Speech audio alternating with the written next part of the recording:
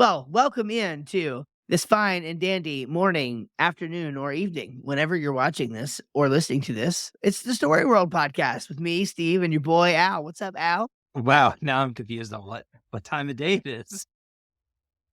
I'm always confused on what time of day it is because I have blackout curtains.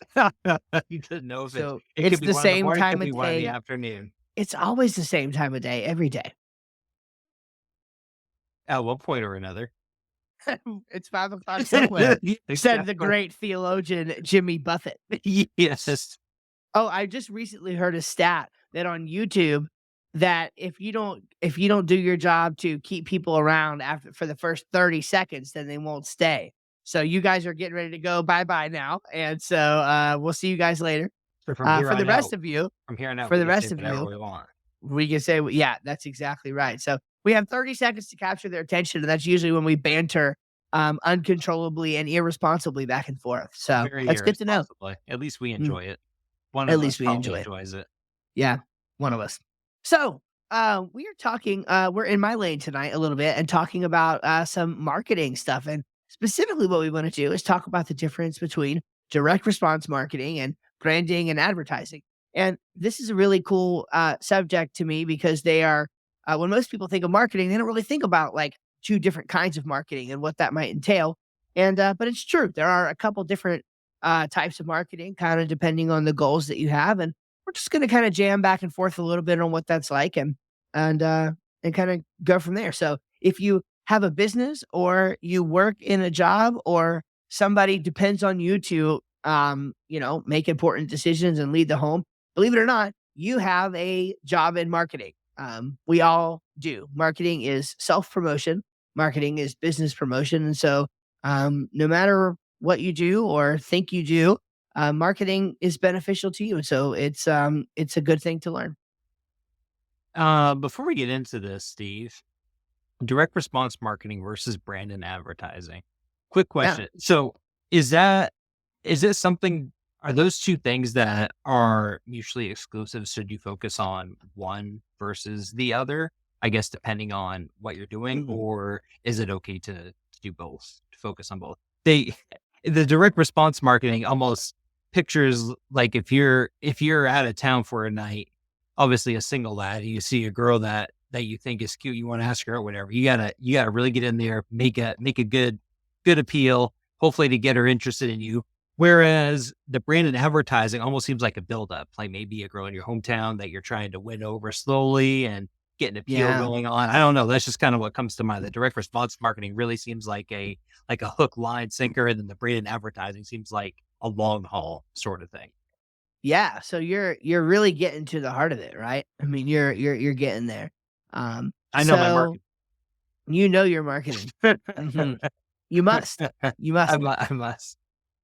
So, yeah, it's when you consider the 2 different ways of going about it, I mean, you're asking the right question, but this is a question in which people for many, many decades now have had very strong opinions, one way or the other. Like, some people believe that you should only do direct response marketing, and any branding that happens is basically a side effect of the direct response that you've marketing that you've done.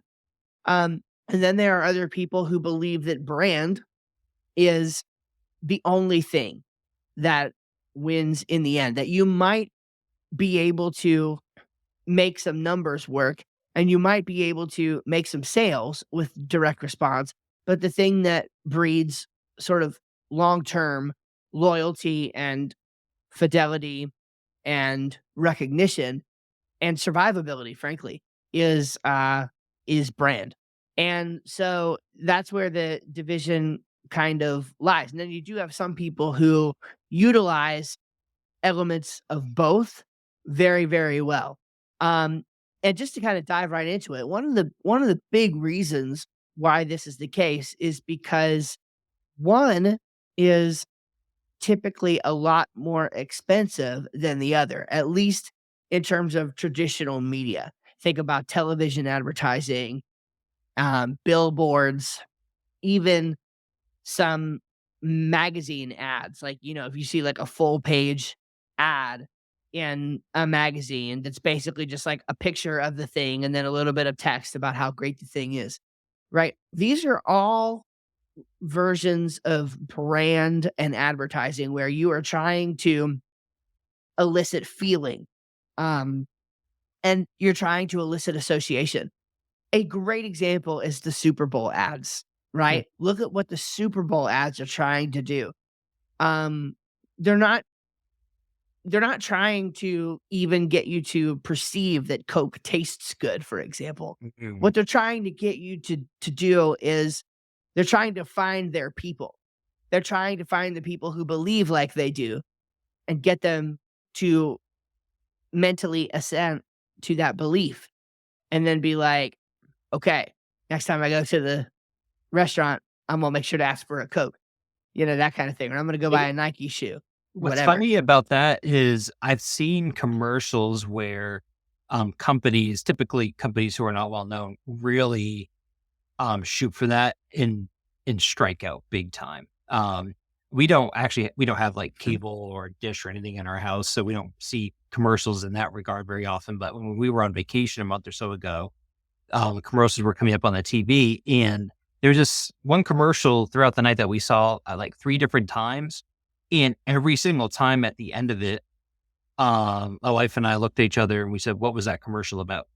And I mhm. think that the company was going for that feeling or trying to really Yeah, capture it not on the product, which obviously can work. But at the end of it, I thought, I don't even know what this company does or what they're looking for. And that's obviously right. that was an example of a really big miss. Mhm. I mean, to illustrate the difference really clearly, imagine on one side the Super Bowl ad, which is kind of like the extreme, like, Yeah. version of brand and advertising because um, normal ads by those same companies don't go even that deep into the branding, eliciting a feeling kind of thing. Like I remember, just let's just stick with the Coke example. You remember those Coke commercials from back in the early 2000s that had the polar bear with the Oh, Coke, and he yeah, would those like, are good. Yeah. pop it off, and he would go, he would drink, and he'd be like, And you that know, Coke looks so good. it did look so good, right? And even that, so that was eliciting a feeling, but it was directly tied to the product. So contrast Mm. that, or even the Super Bowl version of that ad where I think it was Coke who had the horses, like the really nice horses. I forget what they're called now. No, that's Budweiser. Sorry. It's Probably Budweiser the that different has the horses. Yeah. the horses. Anyway, just think about that and then swing the pendulum to the complete other end of the spectrum and you end up with late night infomercials. Okay. That's Okay. true. Late night. And you think I'm kidding. Late night infomercials are basically one of the best examples, at least older ones. I haven't watched them lately, but I'm sure Yeah. they're just about as good. But see, back in the day, it was like the heyday of those, and so they were really good. Companies were spending big bucks on these, Were they Rodco almost knives seen and the as magic like bullet and all of them. were were they seen as like were they seen as like semi-entertainment back then too? I remember them on frequently, and would it be something that people would consider like watching for fun No, in a way? no, It wouldn't be? not unless. I mean, I was entertained by them, but the Well, point that's why I'm asking. I would watch them sometimes for like, a little bit, just see what was happening. they are very intelligently designed. Everything that they do, and looking back on it now, like, I wish I had almost like, I had no idea to know what to look for, but I wish I had been paying even more attention to them than I was, because looking back at those ads, um, they were incredible.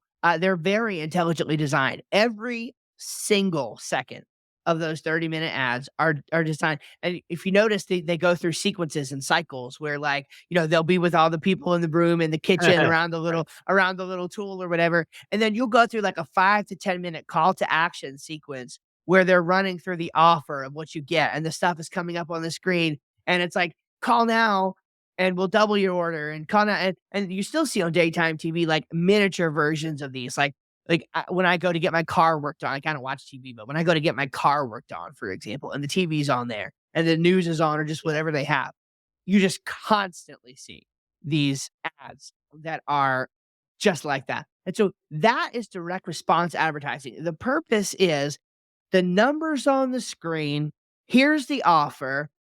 It's limited time and limited quantity, right? Limited supply, limited time only. This offer won't last long. Call now. Now, here's the question. Does branding happen as a result of that? Well, yeah, because we all know who Proactive are. We Mhm. all know who Ronco knives are. We all know what the magic bullet is, right? All of these things, Tony Robbins, one of the most successful business coaches in the world. I mean, probably the most successful business coach in the world, got his start in TV advertising with late night infomercials for his DVDs and products. And so massive brand appeal can in fact be built on the back of direct response advertising. And so here's the big thing. Um, if you got big dollars to spend, and here in a minute we'll come back to social media and where that fits in, right? But in traditional media, billboards, TV, those sorts of things. In traditional media, it takes a lot of money, and there's no way to directly map the success of a campaign. In other words, you spend a gazillion dollars on whatever TV ad, and you have to track data over long periods of time with no immediate connection point between the two to see if your advertising campaign was ultimately successful. And at the end of the day, like, the only real question is, did we make more this year than we made last year? Mm. You know, and it's really hard to know what campaigns are working and what is effective when you're doing that. So the thing about direct response is that there are a compendium of tools and resources, and the internet has only made this easier, that you can actually use to track effectiveness of the campaigns, to where you can literally say, okay, for every dollar I spent on this advertising campaign, I lost a dollar, I made $3, I broke even. And so you can see how that's very powerful, because it's something that little peons like me can tap into without having the big dollars to spend on brand name advertising that may or may not actually give you a return. That's true. I never thought about that. That you directly can quantify and calculate the return and the efficiency and all those numbers because you know how much you spent on the direct marketing, and Mhm. obviously you know what you get in return based on that. So that's interesting.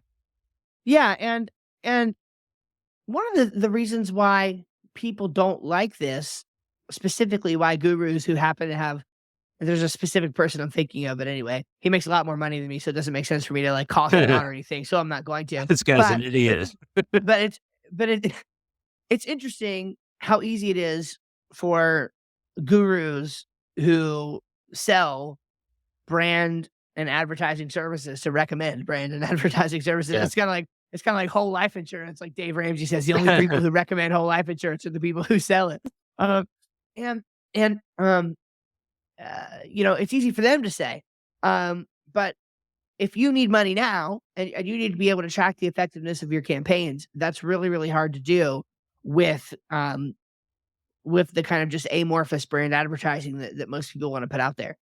Now, social media has made this a little bit easier, because on social media, TikTok's organic discoverability and YouTube's or organic discoverability, you can actually be doing a lot of this brand marketing for yourself without even a huge Yeah. budget, just by putting great content out into the world, and specifically making great content that is contextual to the platform. In other words, if you're making YouTube content, it should be content that is geared in mind with the audience And of, like, what do people who watch YouTube expect to see? well, if people want an example too of good content, that they're looking at it right now. They're looking at it right. They are. They are looking at it right now. And yeah, So, yeah, so it's interesting. It's kind of like the Mad Men era. If you ever watched that show Mad Men, that's it gets that name because of ad men. So there was, like, the 1950s, 60s, 70s, like, this was sort of the rise of the big brand advertising. There was a book written a little over 100 years ago, I think now. I think it's that old. I think it was right around the turn of the century, called Scientific Advertising. written by Claude Hopkins. Let me see when that was written. I was just about to look it up. Let's see. Okay, you look it up, and I'm gonna talk. Um, Scientific Advertising was a book by Claude Hopkins, and it's one of the first like written out, if you will. I almost want to call it a manifesto. I mean, it's Dude, actually a it's exactly huh? 100 years old. Exactly 100, 1923. Exactly 100 years old. Wow, that's cool. So, um, it's almost like a manifesto, if you will, for direct response advertising, for doing away with this notion of spending money without having an idea of how much money you made back on the campaign. And like, it talks about principles like, being able to like some of the stuff that today it's like, we see in our late night infomercials, like some of these ideas were first articulated 100 years ago. Like, for example, letting people take a product for a test drive. Putting the product actually in his hands, and then making a guarantee, like an unbelievable guarantee, and then watching how few people actually take advantage of that guarantee to return the product or whatever at the end of the day. Yeah. Like all or giving somebody a free trial. It's like a free trial is better than nothing at all. And then like a 30 days with the product with the guarantee of full money back with no problem is even better than a free trial. And it's like there's different degrees to it. But no matter what you're doing, you can always make an offer. So like direct response has rules, right? Dan Kennedy is one of the big one of my heroes in this space. And he has these 10 rules basically of direct response marketing. And just name a couple of them. It's like there's always going to be an offer. So if you put an ad out into the world that doesn't have an offer, that's stupid, because what if the person who's seeing the ad is ready to respond right then, but you didn't ask them to? And people want to know what to do. They want you to tell them what to do. Right. So it's always going to have an offer. Right. It's always going to have a strong it should always have strong copy, for example, over and over again. And it's interesting that how people really think that other people are sophisticated, and they're just really not. It's just really amazing what works. They recommend modeling mail order advertising with the big bold chunky letters and the big paragraphs of text and the bolds and the highlights Yeah. it's like the reason why that stuff works. What doesn't matter why it works. You see do the it same thing because on it YouTube works. too with the front on any videos. In fact, I think with ours, you have big letters and That's right. typically the same thing. And it seems kind of cheesy, but like what you said, it's how Yeah. it works. Well, the number one marketing sin is to be boring, right? Mhm. That's the number one marketing sin is to be, and I admit it's hard, right? You Yeah. got to build a persona, and you got to get a personality, and it does take time, and branding does happen. Like right now, people may not know what the Metometer is, but if we keep doing this for the next 5 years, the Metometer is going to be like the premier way of ranking movies on the internet. It'll It's be the just, only way. you know, What's Rotten Tomatoes? yeah, I don't even know what that is. Like, who would rate movies by Sure. tomatoes? That's the That doesn't dumbest make thing any I've ever sense. heard. So, but it's really interesting. So as it comes down to like, you know, your goals around this stuff, the real question is what is your business goal merely for people to have awareness of who you are and what you're doing, or is your goal for people to respond?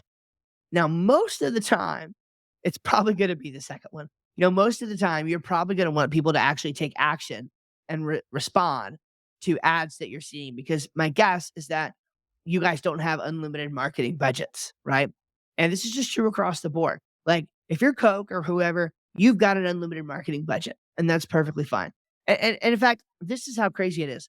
The Did you guys know, and especially right now, like, the economy where it is, there's a little bit less of this going on.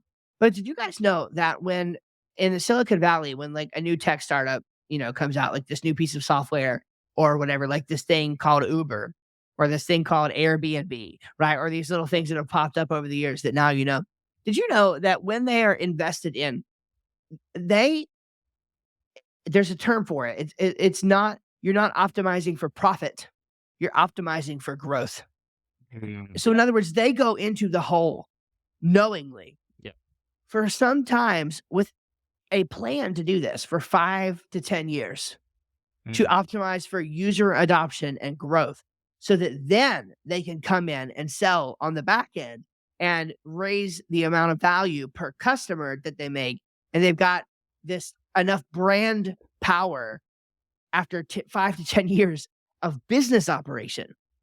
That's how long it takes to minimum to build a recognizable brand and to get the numbers to the point where they can end up being profitable. And so these companies have gazillions of dollars of investor input, and that's why they can spend unlimited amounts of money on ads. And so they have an ad budget, but it's insanely high because they're not even trying to make a profit. They know they're losing money. They're doing it on purpose. Now, it sounds dumb, but that's what they're doing. Okay. Now, if you're not like that, right? If you're a pizza shop down the road, or even if you have an online business and you're just trying not have profit, right? Because like I got into business to make money. I don't know about you, but I'm here to make money. So I want to make a profit. And so I want to not have an advertising budget. Like I have an unlimited advertising budget if I can put in $1 and get out 3. Um, and so the goal is to optimize for copy and to optimize for a response and to see what levers you can pull and what knobs you can turn ever so slightly. And this is where you get into stuff like simply changing the colors on the website or Mm. simply changing the corners on your boxes from being rectangles to being rounded. When you run enough data through your stuff, it's amazing to figure out even just one word or one color difference or just one text arrangement difference. It will make a difference in the amount of response over time if you're actually tracking and testing this stuff. And so that Um, sort of optimization takes a while too, but it's less expensive than brand advertising. so about like the example of the pictures, either they're rectangle and you can change them to a circle and just changing one word. We've talked about this before, even with like writing, that in the end there's an optimal like decision. Like there is in fact like a best decision to either word a sentence or display a picture or Yeah. a photo. And just thinking, I don't even know if it touches on that a lot, but the scientific advertising book, like there is a science to everything like that, and there is a best result to decide. Oh, absolutely. And this is it. So if marketing sin number 1 is being boring, marketing sin number 2 is not testing. So like here's the thing, you launch a landing page, you should have 2 headlines. Testing. And the internet makes this easy. Like you can literally show 50% of the people who visit your page one headline and the other 50% a different headline. Hmm. See which one takes the action you want to take more often based on which page is displayed, which headline is displayed. Pick a winner. It's called a split test. You pick a winner and then you start your next test. Yeah, for And sure. and sort of the recommended way to do this is to test macro level first. So you could test 2 completely different landing page styles with the same product. You're trying to sell the Yeah. same thing. 2 completely different landing page styles. Okay, one of those wins. Boom, start there. Okay, now pick the next thing. Start with the headline. Because typically, like the headline, colors on your buttons, your bullet points. Those are some of the main high level things that you can like levers that you can pull and actually make a difference.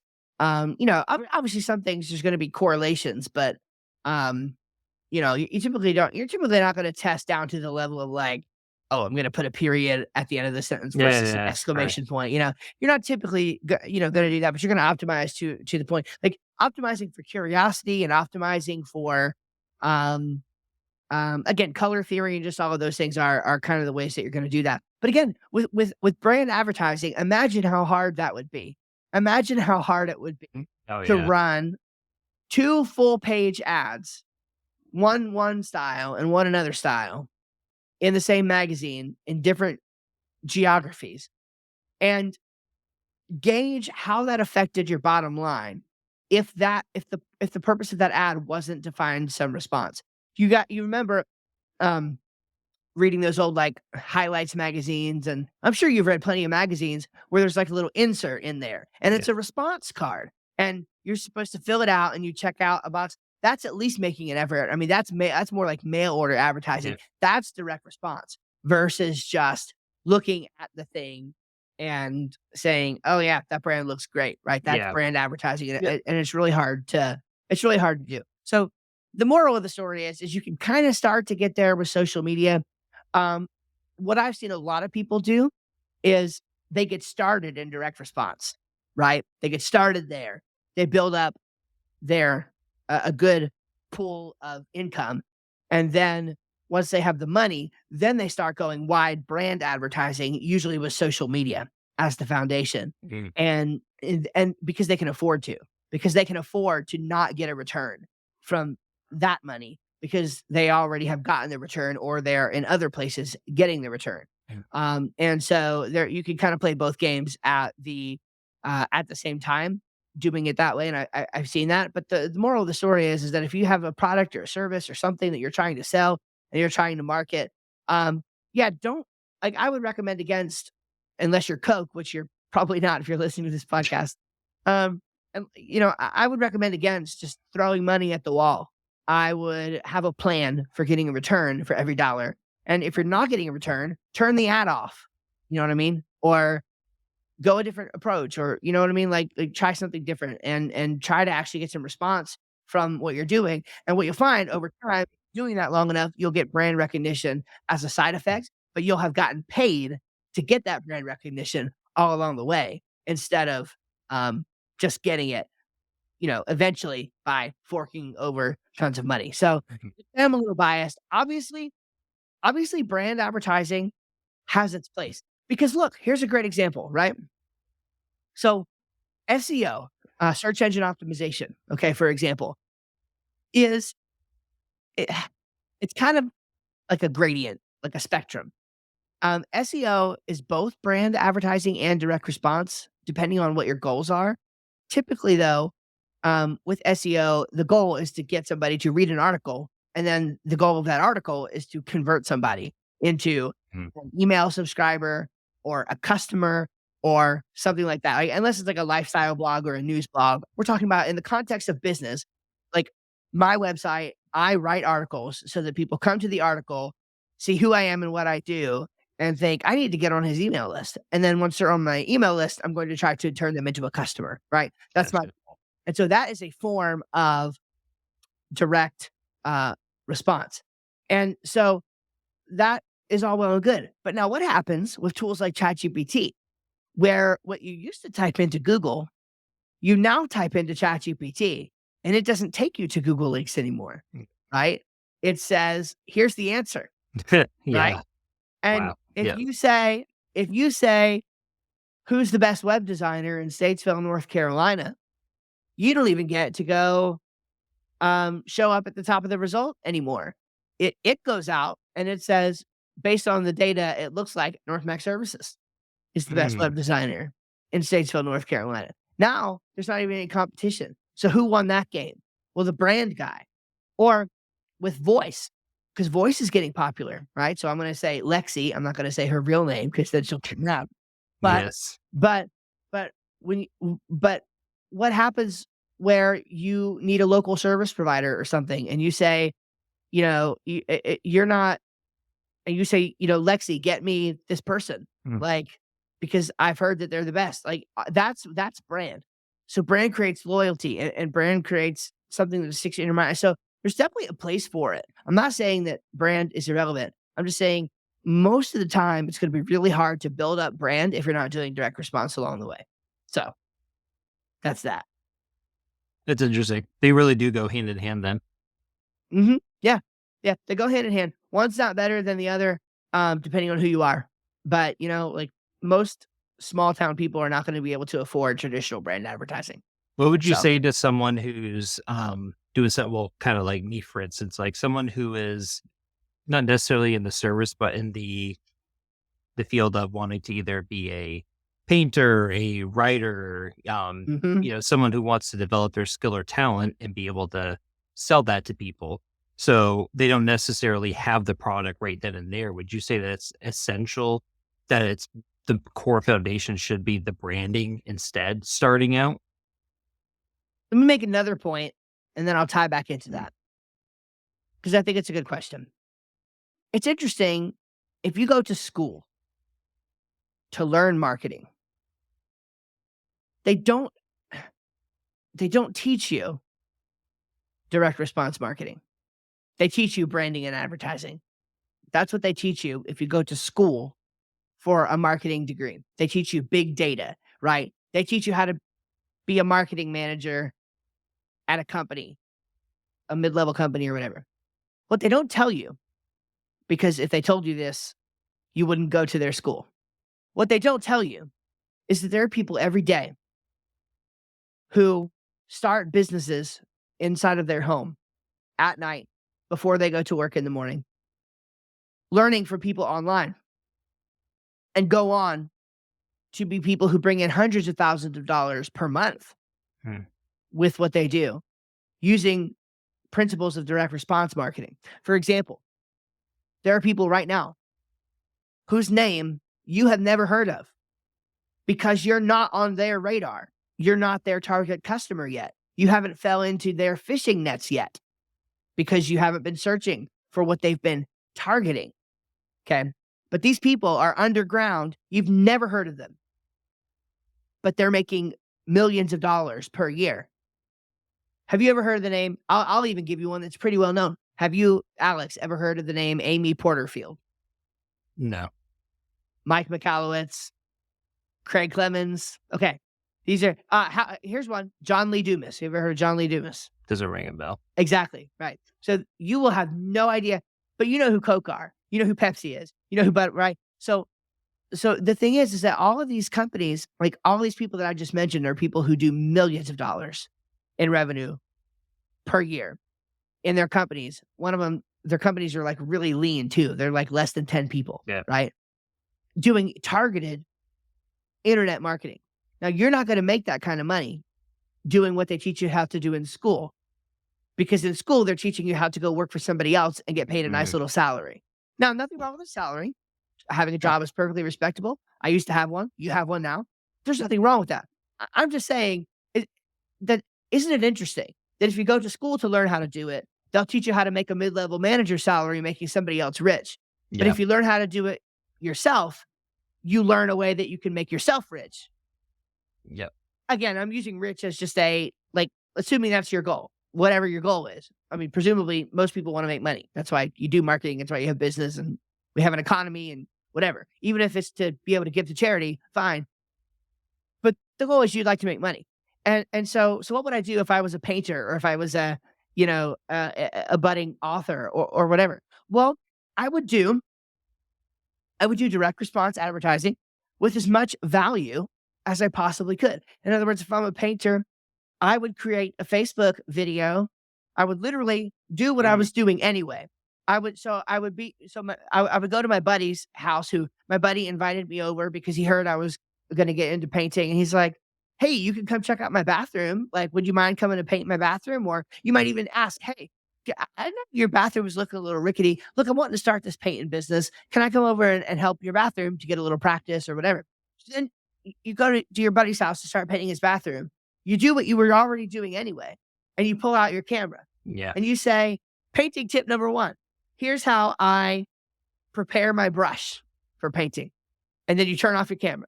And then you say, painting tip number 2. Here's how I dip the paint and make sure that when I take the paintbrush out of the can, I don't get any paint anywhere. Here's how I prep a room and tape the thing. And here's my special little hack for that. You see what I'm saying? Yeah. And you've got hundreds or thousands of videos like that. And what are you doing? You are educating, you're providing value to people to help them learn how to do the thing that you know how to do. And that sounds counterintuitive until you realize that the name of the game is that people think they want to know how to do it. But what they really want to know is who can do it. Okay? They think they want to know how, but what they really want to know is who. So what they're going to do is say, how do I prepare my room for painting? And they're going to find your video. They're going to look at your video, be like, boy, that looks like a great idea. But gosh, it's going to take a lot of time.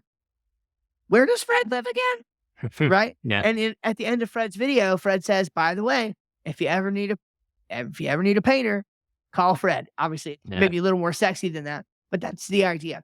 And so, or if you're a writer, again, you're going to start telling your stories in public. You're going to start practicing in public and doing the thing that you do in public. You're going to start commenting on other stories. You're going to evaluate other stories and you're going to say, I really like this and here's why.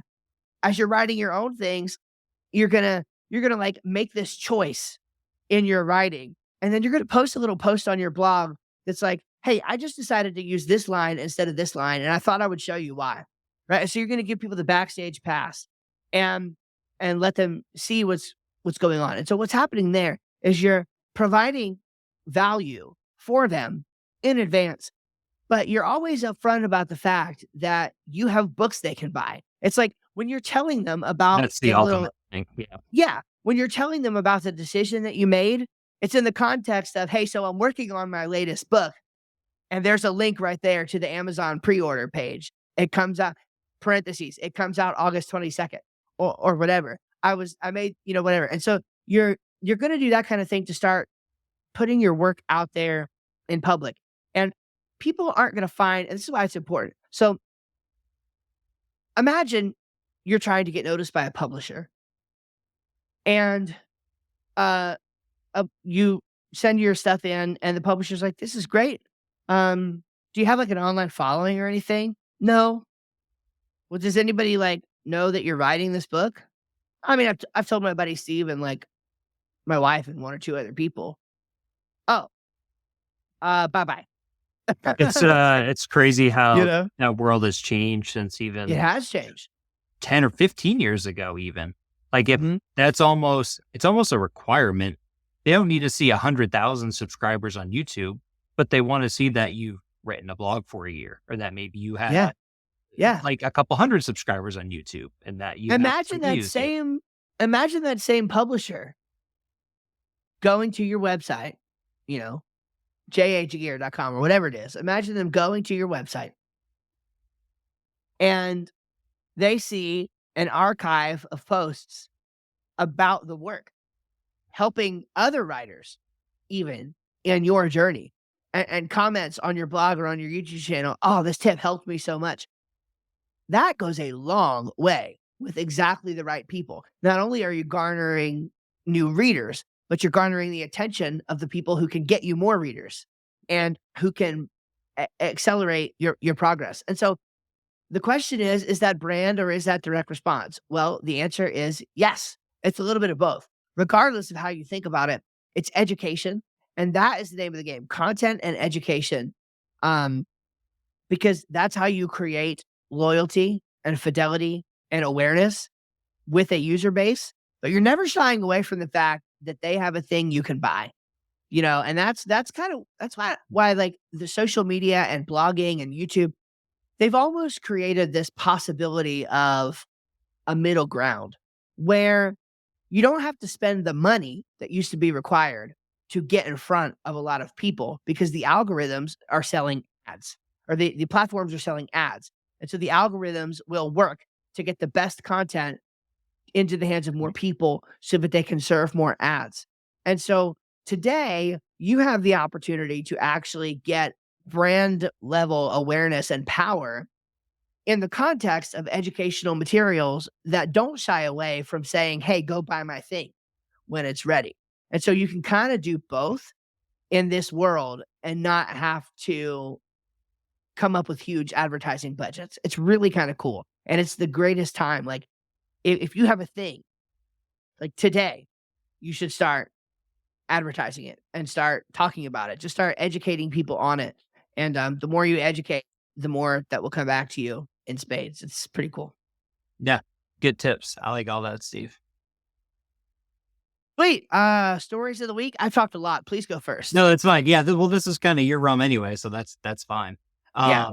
One kind of thing that too across my mind I just want to touch on is whether it's writing or something else. If you're trying to, the base level, I think, is whatever you're doing is that being competent at it. So let's say if you have an expert 10 out of 10 in a subject matter, let's just say it is writing, a super good author. Oh, let's not say 10 out of 10. Let's say he's a 9 out of 10 writer, 8 out of 10 writer. And you come along and maybe you're like a 6 or 7 out of 10 as far as you're good, but you're definitely like not the best. But let's say you have a huge following where every time you put out a YouTube video, it gets 10,000 views, where this person doesn't have anything. Who's going to have the upper hand in either gathering attention from a publisher or being able to get the work, or heck, just sell your own product? So if you're at least competent at that base level, whatever subject that you want to be successful at. And then in addition to that, work on putting yourself up there and building your brand and everything. That goes a long way. There's a case study, um, from a guy who is one of the great, direct response copywriters of the past few decades, and the way his name's Gary Halpern. Um, the he asked a room full of students this question one time: "If you got a hamburger stand, right? You're a brand new business, you just set up this hamburger stand on the corner. What more than anything else do you need in order to be successful?" And of course, everybody answers with, "Well, you need a good process. You need somebody doing advertising. You need a good manager. You need cash flow. You need all those things." And he said, everybody missed it. The only thing that you need is a line of hungry customers. And if you've got a line of hungry customers, then you have a business. And And that, like, you literally have the power to build up demand for your own thing by building up your own line of hungry customers. We all have the ability to do this. And it's the plan that I'm executing on in a few different domains every single day. And it's just like it takes a while. So you better get started ASAP. That's mm, my recommendation. good recommendation. But yes, that brings us to the story of the week. I will go first. So my story of the week, I guess, was from a little bit ago, a couple weeks ago now. I'm not going to pronounce his last name right. His first name is Jacob. He is from Norway. He's been on the running scene for quite a while. I forget how old he is, maybe 22 or something. I could be off on that. But he just broke the 25 record that's been standing for 25 years. He broke the running the fastest 2 miles. The record previously was 7 minutes and 59 seconds, and he beat it by a good 5 seconds. So he did it in 7:55. Wow. And that record stood for 25 years, and he broke it by 5 seconds. Um, so definitely a huge feat. And people are talking about whether he's going to break the 1 mile record. The guy just has a lot, even more potential to keep going. But Wow. just a really impressive record that, I mean, when you beat something that's been around for that long, it's pretty crazy. So just some fun running news there. Oh, that's interesting. So he ran 2 miles in 7 minutes and 54 seconds. Is Yeah. that it? Yep. Wow. I think the record, I'll be off a little bit on this, but I think the record for the 1 mile is like 3:35 or 3:38, or it's around there. And so running two Wow. miles, yeah. So Wow, that's crazy. I my impressive. current my current pace on my morning walks Oh boy, is a brisk 21 minutes and 34 seconds per mile. nice. But that's a So, walk. So, have yeah. you heard of Kipchoge? Huh. He's the like the best marathon runner of all time. It wasn't official because it wasn't during an actual race setting, but they set it up for him. He ran a marathon, first person ever in under 2 hours. But I think his official record Good is lord. 2 hours and 1 minute and something seconds. But he basically, whenever that come out, so I think so this guy ran 2 miles, world record, and basically a 4 minute pace, give or Yeah. take. Kipchoge keeps like a 4 minute and roughly, I think, 35-second pace for 26 straight miles, to get that That's record. unreal. That's So unreal. it is a real, I mean, even your top, I have a friend who is an excellent runner, and he just ran his best marathon. It was like 2 hours and 37 minutes, and that's just under a 6 minute mile, and that's cruising. That's running 10 miles per hour for 2.5 straight hours.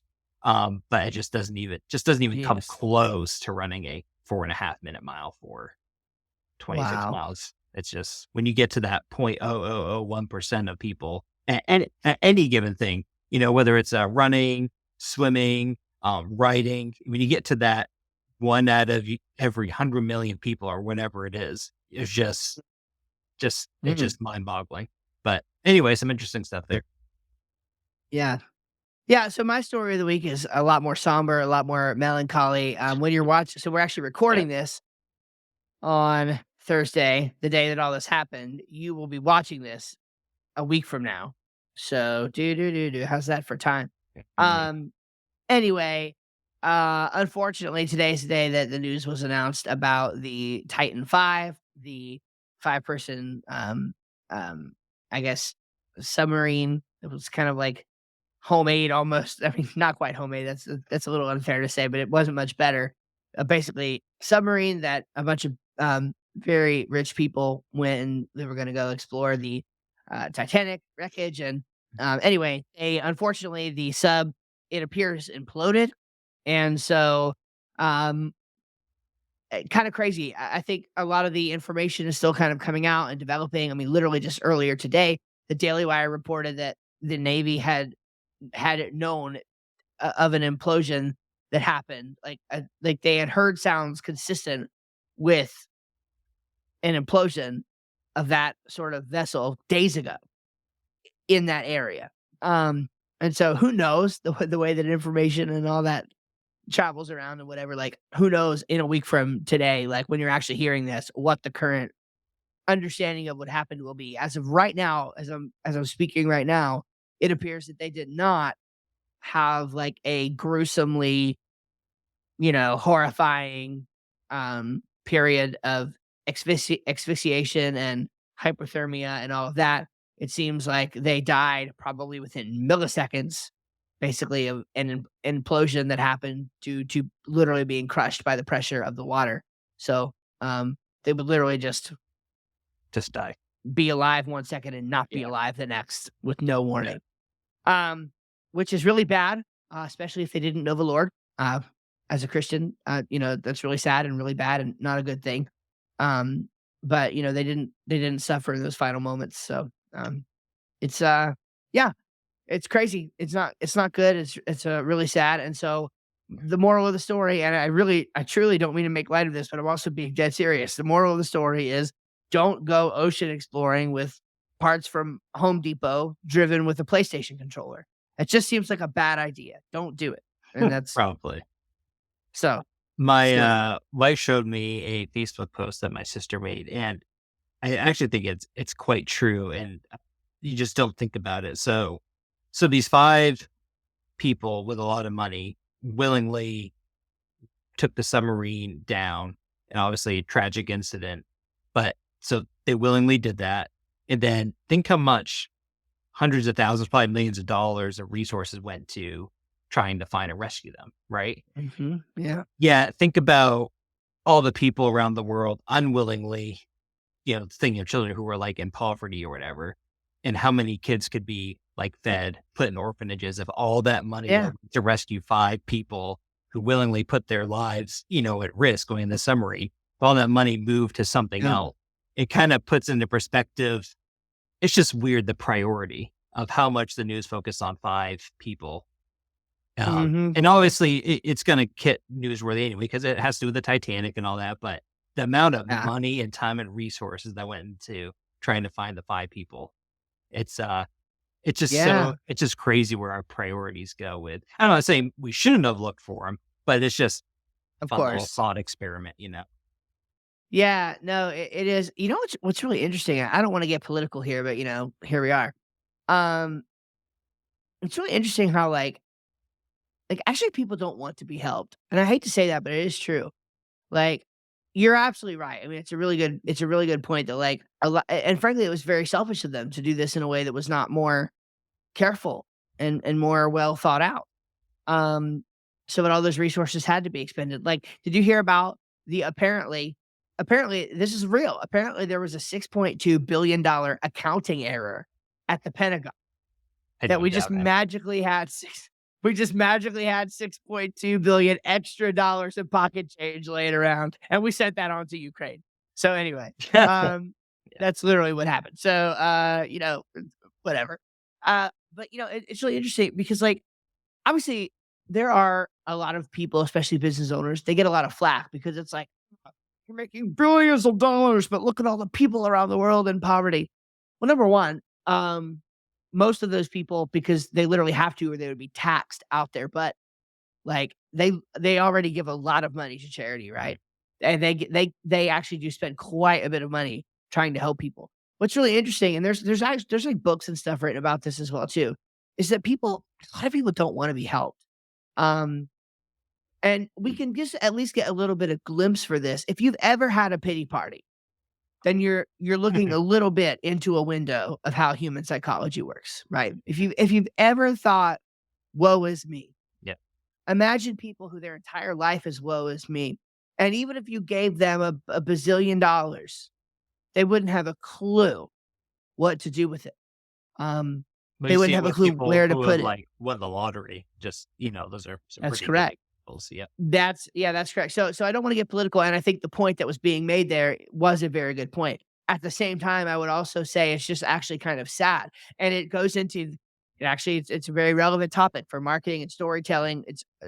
We tell ourselves stories. We have family stories that have been passed down, and so we believe them because they're part of the culture of our family and of our people group or whatever. We think things like, "I'm always going to be a fat guy," or I'm always going to be poor, There's or no way I'm I can get out always of going to this. be Yeah. persecuted by the police because of my skin color, right? There's just no way out of my situation. I can't even be bought out of my situation, right? And so anyway, it's just really sad that like I wish that that Facebook post in a sense were true. Like in other words, I wish that if those resources had been spent on those people, it would have solved their problems. But literally, we know from centuries of research of human psychology and all of that, we literally know that it's not the case. And so it's Right. interesting because some people, I'm sure that it wasn't intended this way from I think it was your sister you said who Yeah. shared it.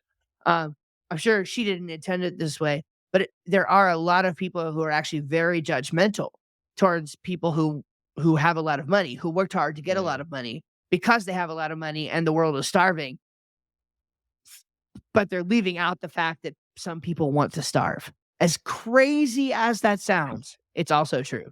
So, So, anyway, two things. I think I was thinking mostly of people who actually you can help, like Food for the Hungry, like actual kids sure, who need food, like things like that. 100%. Yep. Now, in the second, I've always thought so. For instance, like let's say we sent $50 billion over to Ukraine. Let's just say that's the total amount that we spent over there, right? It, Mhm. like I am totally against. I'm basically against the government, like 100%. Almost that's a topic for another time. But but at the same hand, like I tell people sometimes, I actually wouldn't be opposed if we took whatever, if we did have surplus cash, which we don't right now, but if we did end up having surplus cash, if it actually went to good stuff and I knew that it wasn't going to be a waste, like go ahead, like put people in housing or do whatever you want with it. You Sure. got the extra money, but of all the waste that you see and ultimately how much of it just doesn't go to what it's supposed to be for, in the Yep. end, it absolutely is a waste, no matter what resources you designate for whatever project or area you want to help out. Yeah. It's pretty crazy. I mean, Yes. one of the most interesting things about, like, business and government and all of that stuff is that, like, you're either gonna pay the cover like, you can literally take the same dollars and buy something nice for your business. And if you don't do that, 'cause we call that a tax write-off. If you Mm. don't do that, then you have to pay it in taxes to the government at the end of the Yeah. year. It's crazy. You have Yeah. to pay the money one way or the other. So you're either going to pay the government or you're going to buy the iPad. Like, that's the truth. I used to Yep. get, bonuses at work because, because we know how the world works. Like, yeah, we did a good job this year. Okay, I got it. You had excess cash Yeah. and you needed to offload that cash. So everybody got a bonus. Oprah, you get a bonus. You get a bonus. We all got bonuses because the cash needed to be offloaded. So they didn't have to pay it to the government. Now, thank God they did that. Grateful for it. I used the cash gratefully. Um, but like we all know what's going on here. So anyway, it's just kind of interesting. Like there's lots that's a whole other topic for another time. Think how many man-made, just the structure of tax. We've created such a, just such a civilization built on all these. Not, I wouldn't even call it rules, just the structures we put in place. It's just Yeah, crazy. It it's just really never interesting. ends. Some things are great, some things are not Yeah. great. And anyway, it is One what it thing is. that's great is this video, Steve, which we've come to the end of. We have come to the end of it. So thank y'all for tuning in, for checking this out. Hopefully you found this episode informative and useful. And if you're gonna, be doing anything on the internet or anything with, selling things or writing things or whatever, I think this is going to be useful for you. So I hope you enjoy it, and we'll catch y'all in the next Yeah. Don't go looking for the Titanic now.